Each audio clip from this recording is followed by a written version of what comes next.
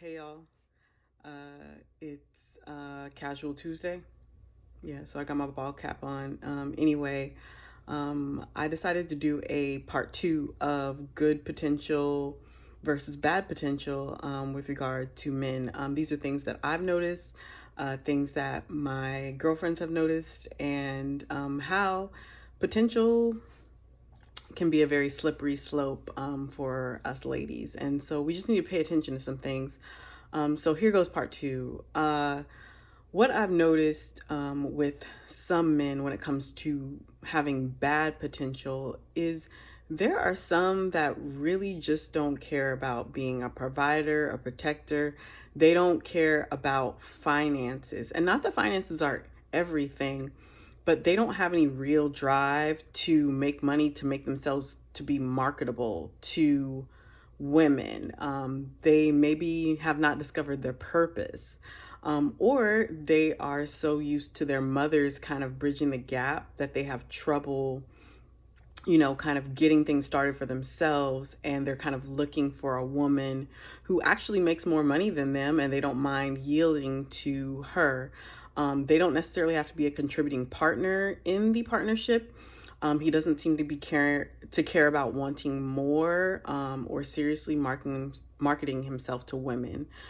He comes across as kind of passive or flippant, and so it's not always necessarily masculine. He's kind of coming across as someone that doesn't care about those things. So basically, he might be looking for someone who has lower financial standards or who is willing to be kept.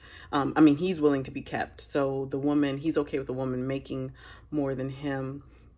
But in some cases, that can be kind of weird because some men consider that, very emasculating. They want to make more, they want to provide, they want to protect. They definitely give off a sense of masculinity, but they don't necessarily have to make the whole bag, but they're looking for partnership. This person is willing to contribute maybe 20-30%, no more than 40, and kind of ride and let the woman sort of be the workhorse. In my notes, I say that this type is quick to complain or blame for the reason that they're not really elevating. He always says that he's not financially ready for a woman or a family, so he'll take time off from dating, even though he still may be like hooking up, sleeping around.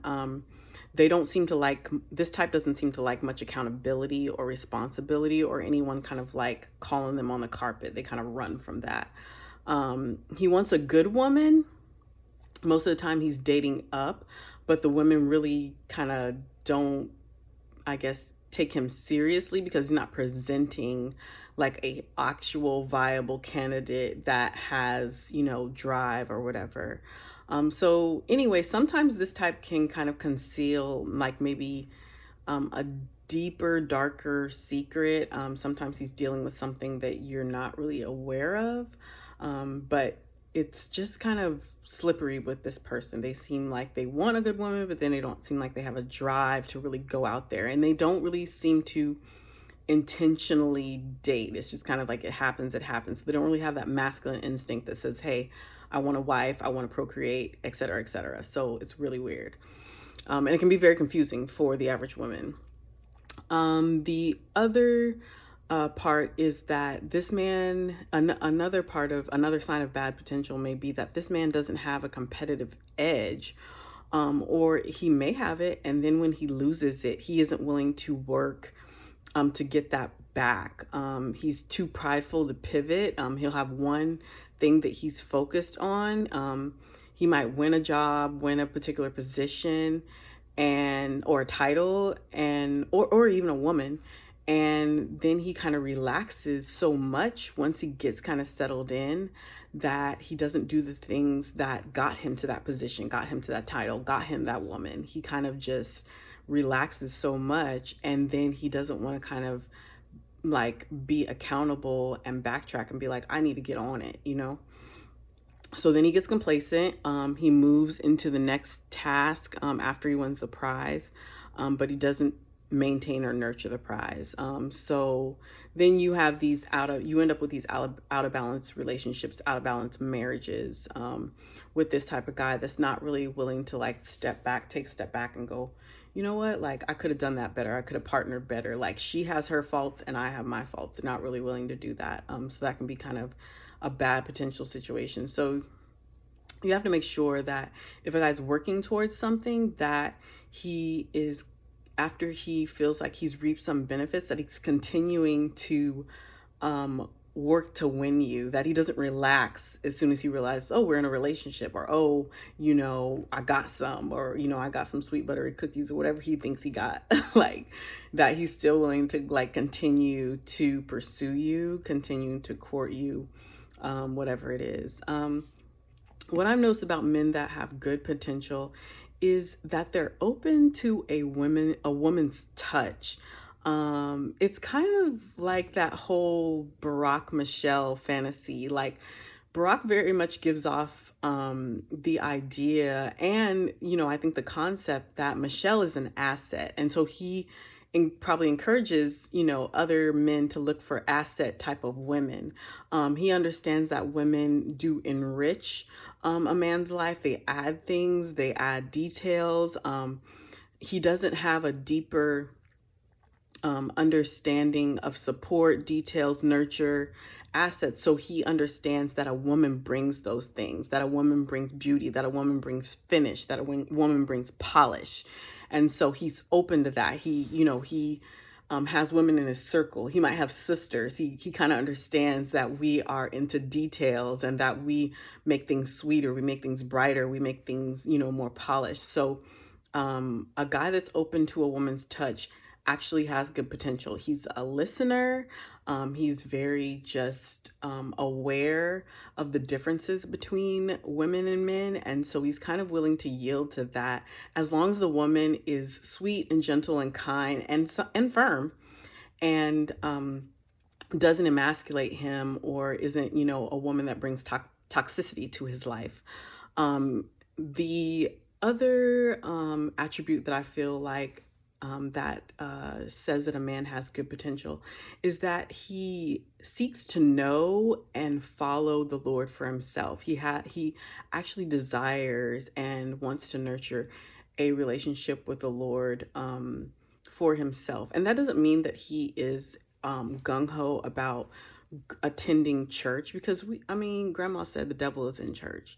So but he just seeks knowledge spiritually, and has a spiritual awareness, and when you talk to him, like, that you can say, oh, he's definitely yielding to a greater power, because the truth is, if a man can't yield to the Lord, then it's pretty hard as a woman to yield to him, or that's how I feel. Anyway, y'all know what I mean. So, and another part of a man having good potential is that you can see his character, you can see his truthfulness, you can see his integrity, you can see his stability, you can see his consistency, you can see his generosity, you can see his respect, and those things are currency. So you allow his character to be his currency, even when he's not necessarily at the financial level that you would find ideal. Not that we're looking for, we're being accomplished women looking for bums or whatever, but maybe he hasn't necessarily gotten to where he wants to get, but he has a goal, he is attacking it, he has passions, and so, but you can see that he has a good heart, and that he is truthful, he is trustworthy, he has integrity, he is gracious, he is giving, so that kind of translates into his character, and you can kind of make his character his currency, as Tony Gaskins would say. I just want to mention a part of a man having maybe bad potential is that he kind of has a vibe that he is married to his mother.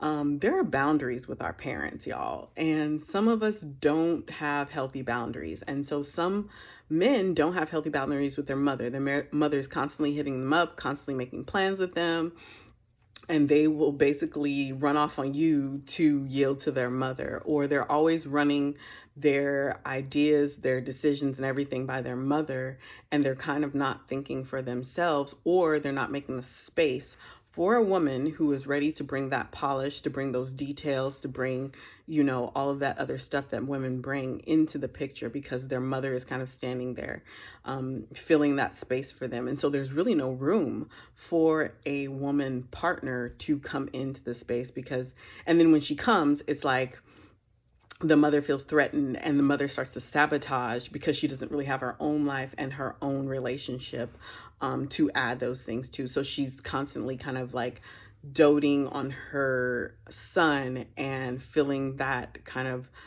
partnership space for her son. And he is not willing to draw the line with her, and also defend his woman when it comes to his mother and his sisters.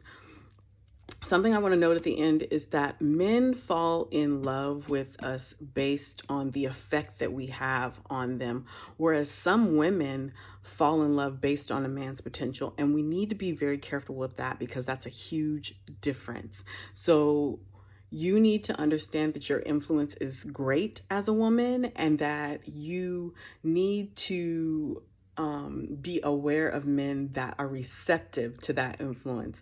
You do not need to be bossy.